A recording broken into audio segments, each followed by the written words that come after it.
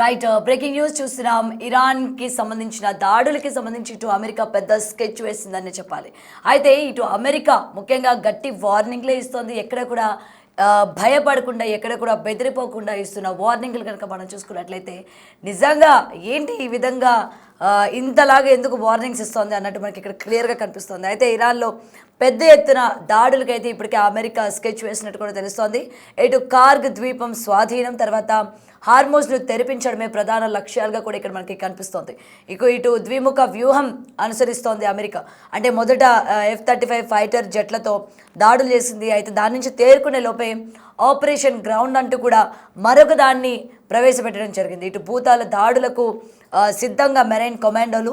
అయితే ఇప్పటికే 5,000 మందికి పైగా కమాండోలు చేరుకుంటున్నట్టు కూడా తెలుస్తోంది. ఫైనల్ కాల్ తర్వాత ఇక పెను విధ్వంసమే జరగబోతుంది అంటూ ఇక తాడో పేడో తేల్చుకునేందుకు ఇరాన్ సిద్ధం, వెల్కమ్ టు హెల్ అంటూ గట్టిగా హెచ్చరికలు కూడా వినిపిస్తున్నాయి.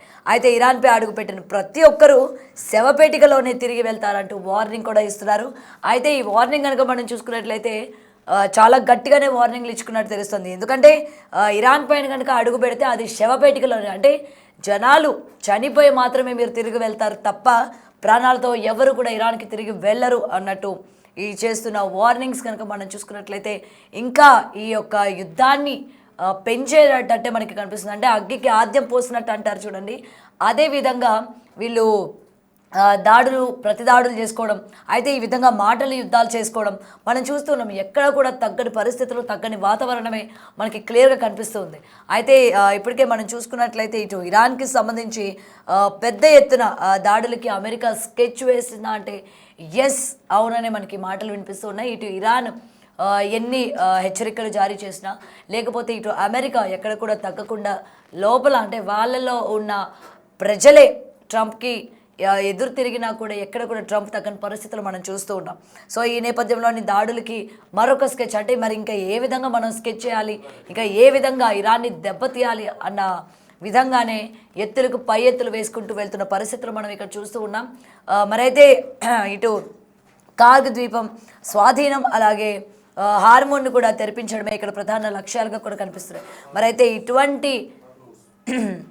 ఇటువంటి వాదాపవాద అంటే మొత్తం కూడా చూస్తున్నాయి. ఈ దాడులకి సంబంధించి ఏ విధంగా ఒకరినొకరు హెచ్చరించుకుంటున్నారో మనం చూస్తూ ఉన్నాము. మరి ఇదే విధంగా కనుక కొనసాగినట్లయితే అంటే ఎక్కడైనా ఏదో ఒక రోజు ఈ దాడులు తగ్గే అవకాశం ఉంటుంది. ఈ రెండు తెలుగు దేశాలు ఎక్కడో ఒక దగ్గర కొంచెమైనా తగ్గి అంటే ఒక సామరస్యానికి వచ్చి ఏదో ఒకటి మాట్లాడుకుంటారు అనుకున్నాము. బట్ ఈ విధంగా దాడులు చేసుకోవడం ఏంటి, అండ్ ఇక్కడ కూడా గట్టిగా వార్నింగ్లు కూడా ఇచ్చుకుంటున్నారు. మరి దీని గురించి పూర్తి అప్డేట్స్ తెలుసుకుందాం.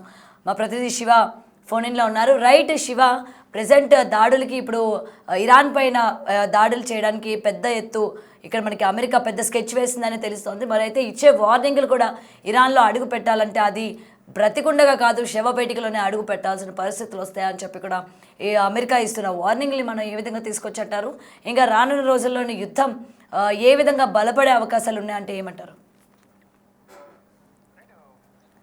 తాజా పరిణామాలు చూస్తుంటే యుద్ధం మరింత తీవ్ర స్థాయికి చేరే అవకాశం అయితే ప్రధానంగా కనిపిస్తోంది. ఒకవైపు ఇరాన్ తన బలాన్ని పెంచుకుంటూ పోతూ అమెరికాపై దాడి చేసేందుకు ప్రయత్నాలు చేస్తున్నాయి. ఇండైరెక్ట్ గా చైనా, రష్యా సహకరిస్తున్నాయి. మరోవైపు హౌతీలు, హిజ్బుల్లాస్ ను కూడా సపోర్ట్ తీసుకుని ఇప్పుడు దాడులు చేస్తోంది.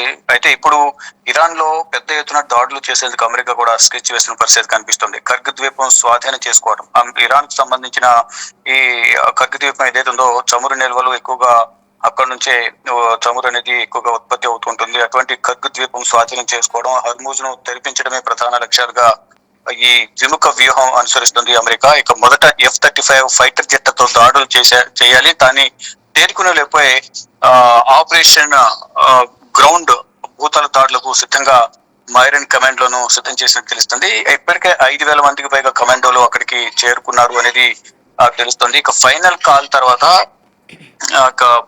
విధ్వంసం సృష్టించే విధంగా కూడా అమెరికా దాడులు చేసేందుకు ప్రణాళికను సిద్ధం చేసింది. అటు తాడోపేడో తెలుసుకునేందుకు ఇరాన్ కూడా సై అంటే సై అంటున్న పరిస్థితి కనిపిస్తోంది. ఇక వెల్కమ్ టు హెల్ అంటూ గట్టిగా హెచ్చరికలు చేసుకుంటున్నారు. ఇరాన్ పై అడుగు పెట్టిన ప్రతి ఒక్కరూ శవపేటకులోనే తిరిగి వెళ్తారంటూ కూడా ఇరాన్ వార్నింగ్ ఇస్తున్న పరిస్థితి కనిపిస్తూ ఉంది. అయితే ప్రతి ఒక్కరు కూడా ఎవరికి వారే ప్రతి సవాళ్లు విసుకుంటున్నారు. దాడులు ప్రతి దాడులు అయితే కొనసాగుతున్నాయి. గత నెల రోజులుగా ఈ యుద్ధం అనేది కొనసాగుతుంది. కానీ ఇప్పుడు ఇంకా మరికొన్ని రోజుల పాటు యుద్ధం కొనసాగే అవకాశం కనిపిస్తుంది. ఈలోపు ఎవరు గెలుస్తారు, ఎవరు ఓడిపోతారు, ఎవరు కాళ్ళబేరానికి వస్తారనేది కూడా చూడాల్సి ఉంది. కానీ ఎవరికి వారే ప్రగల్భాలు పలుకుతున్నారు. వైపు ఇరాన్ మొత్తం అందరినీ సపోర్ట్ తీసుకుని ఇంకా యుద్ధం చేస్తాము, వెనుకడుగు వేసేది లేదంటూ ఇరాన్ అంటుంటే భారీ స్కెచ్ వేసి ఇరాన్ ను స్వాధీనం చేసుకుంటాము, కర్గ్ ద్వీపాన్ని మరోవైపు హర్ముజ్ జలసంధిని ఓపెన్ చేస్తాము అనేది అమెరికా చెప్తోంది. కానీ ఇక్కడ ఇజ్రాయెల్ అలాగే అమెరికాకు సంబంధించిన ప్రజల నుంచి అయితే తీవ్ర వ్యతిరేకత వ్యక్తం అవుతుంది. అయినప్పటికీ కూడా యుద్ధం చేసి గెలిచి తీరుతామంటూ ట్రంప్ చెప్తూ ఉన్నారు. మరోవైపు ఇటు ఇరాన్ కూడా దేనికైనా మేము సిద్ధంగా ఉన్నామంటూ వీరు కూడా ప్రతిదాడులకు సై అంటూ ఉన్నారు. ఇక మొత్తం 3,500 మంది మెరైన్లతో కూడిన యుఎస్ఎస్ ట్రిపోలి యుద్ధ నౌక రంగంలోకి దిగినట్టు తెలుస్తుంది. అయితే ఇరాన్ గడ్డను స్వాధీనం చేసుకోవడం కంటే అక్కడ అమెరికా సైనికులను రక్షించుకోవడమే అసలైన సవాల్ అంటూ కూడా రక్షణ నిపుణులు ఈ అమెరికా అధ్యక్షుడు ట్రంప్ ను హెచ్చరిస్తున్నారు. అటు అమెరికా అధ్యక్షుడు ట్రంప్ ఇరాన్ కు చివరి హెచ్చరిక కూడా జారీ చేశారు. ఒప్పందానికి అంగీకరించకపోతే ప్రచండ యుద్ధం తప్పదని కూడా ఇరాన్ సైనిక పరంగా ఓడిపోయిందంటూ కూడా గ్రహించాలని స్పష్టం చేశారు. అంటే మొదటి నుంచి కూడా యుద్ధం మొదలైన వారం రోజుల తర్వాత నుంచి కూడా క్షిపణులు, వైమానిక స్థావరాలు, సైనిక వ్యవస్థ ఏమీ లేని ఇరాన్ మాపై ఏ విధంగా దాడి చేస్తుంది, ఏ విధంగా గెలుస్తుంది, బేషరతుగా లొంగిపోవాలి, ఎటువంటి ఒప్పందాలు ఉండవు, వారి అందరూ కూడా పదవిని తప్పుకోవడం ద్వారా ఇరాన్ ప్రజలకు ఆమోదయోగ్యమైన వారిని నాయకునిగా ఎన్నుకుని ఇరాన్ అభివృద్ధికి మేము సహకరిస్తాం ఆర్థికంగా అనేది ప్రధానంగా ట్రంప్ మొదటి నుంచి చెప్తున్నారు. కానీ ఇప్పుడు ఇంకా దాడులన్నీ కూడా కొనసాగుతున్నాయి. ఇంకా అమెరికా బలగాలను ఇరాన్ కూడా హెచ్చరించింది.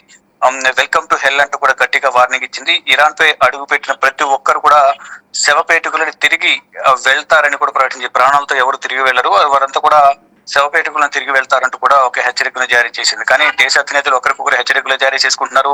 కానీ ఇక్కడ యుద్ధం చేయడం ద్వారా సైన్యం ఇరువైపులా కూడా ప్రాణాలు కోల్పోతుంది.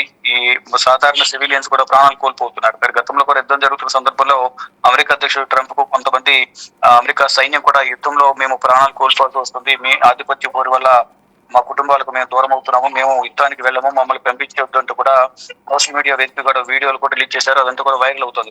కొంతమంది కన్నీటి పరిశ్రమతో కూడా వీడియోస్ రిలీజ్ చేసిన పరిస్థితి కనిపించింది. కానీ ఇప్పుడు ఇంకా ఈ యుద్ధం అనేది కొనసాగుతున్న నేపథ్యంలో ఇంకా ఎన్ని రోజులు యుద్ధం కొనసాగుతుంది, దీని ద్వారా ప్రజలు ఇంకెన్ని ఇబ్బందులు పడాలి అనేది దానిపై కూడా తీవ్రమైన చర్చ అయితే కొనసాగుతుంది. Gautami. Right, thank you Shiva. Right, అయితే ఇటు ఇరాన్లో పెద్ద ఎత్తున దాడులకు అమెరికా స్కెచ్ వేసినట్టు కూడా తెలుస్తోంది. ఇటు కార్గ్ ద్వీపం స్వాధీనం అలాగే హర్ముజ్ను తెరిపించడమే ప్రధాన లక్ష్యాలుగా కూడా తెలుస్తుంది. అయితే ద్విముఖ వ్యూహం అనుసరిస్తున్న అమెరికా మొదట F-35 ఫైటర్ జెట్లతో దాడులు చేసినట్టు, అలాగే దాని నుంచి తేరుకునే లోపే ఆపరేషన్ గ్రౌండ్ అని భూదళ దాడులకు సిద్ధంగా మైరన్ కమాండోలు కూడా ఇప్పటికే రావడం కూడా జరిగింది. అయితే ఇప్పటికే చేరుకున్న 5,000 మందికి పైగా కమాండోలు ఫైనల్ కాల్ తర్వాత ఇక పెను విధ్వంసమే అన్నట్టు కూడా తెలుస్తోంది. అటు తాడో పేడో తేల్చుకునేందుకు ఇరాన్ సిద్ధమంటుంది. అయితే వెల్కమ్ టు హెల్ అంటూ గట్టిగా హెచ్చరికలు కూడా జారీ చేస్తుంది. మరి అయితే ఇటు రెండు దేశాల నుంచి ఉన్న వాళ్ళందరూ కూడా ఈ విధంగా పోటాపోటీగా మాటల యుద్ధం అన్నది ఏ విధంగా చేసుకుంటున్నారో మనం చూస్తూ ఉన్నాము. అంటే ఎక్కువ శాతం రెచ్చగొట్టే విధంగా మాట్లాడడం, లేకపోతే మీరు ఇక్కడికి వస్తే మేము మీ అంతు చూస్తాము అని చెప్పి ఒక దేశాన్ని ఇంకొక దేశం ఈ విధంగా హెచ్చరించుకోవడం, అంటే ఇటు ఇరాన్ని అమెరికా, తర్వాత అమెరికాని ఇరాన్, అంటే ఈ హెచ్చరికలు మనం చూసుకున్నట్లయితే యుద్ధ వాతావరణం ఇంకా రానున్న రోజుల్లోని ఏ విధంగా పెరిగే అవకాశాలు ఉన్నాయో కూడా మనకి వీళ్ళ యొక్క ఏదైతే చేస్తూ ఉన్నారో వాదోపవాదాలు, దాని నుంచి మనకి క్లియర్గా తెలుస్తోంది. మరి చూడాలి అసలు ఏ విధంగా ఉండబోతుంది ఏంటి, మరి ఈ యొక్క మాటలతో చేసే యుద్ధం చేతల్లో ఇంకెంత తీవ్ర స్థాయికి చేరుతుందా, లేకపోతే ఇది తగ్గే ముఖం అన్నది మనకి ఎక్కడ కనిపించట్లేదు, అంటే తగ్గే పరిస్థితులు మనకి ఎక్కడ కనిపించట్లేదు. చూడాలి.